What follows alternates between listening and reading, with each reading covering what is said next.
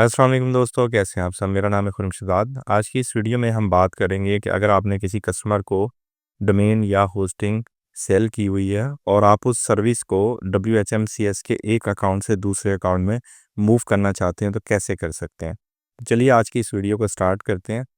अपना admin account login करें। Login करने के बाद आप उस सर्विस को फाइंड कर लें, डोमेन या होस्टिंग जो भी है। तो मैं कस्टमर के अकाउंट में जा रहा हूँ और ये वाली डोमेन है, इसको मैं किसी दूसरे क्लाइंट अकाउंट में मूव करना चाह रहा हूँ। तो मैंने इस डोमेन पे क्लिक किया और मोर पे क्लिक किया। यहाँ पे ट्रांसफ़र ओनरशिप का ऑप्शन है, इस पे क्लिक किया। अब यहाँ पर या तो मैं क्लाइंट का आईडी लिखूँगा अगर मुझे पता है, अगर नहीं तो मैं फिर उसको सर्च करूँगा। ये क्लाइंट अकाउंट आ गया, इस पे मैंने क्लिक किया और ट्रांसफ़र कर दूँगा।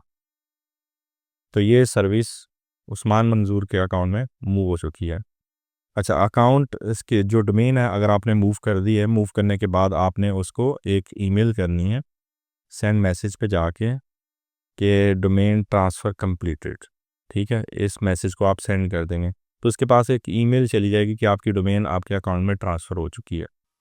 इसी तरह जब आप किसी सर्विस को मूव करेंगे तो सर्विस को मूव करने के बाद आपने उसको उसका पासवर्ड चेंज करना है और उसको लॉगिन डिटेल दोबारा सेंड कर देनी है। आज के लिए इतना ही। नेक्स्ट वीडियो में इंशाल्लाह दोबारा मुलाकात होगी। तब तक के लिए अपना ख्याल रखें। अल्लाह हाफ़िज़।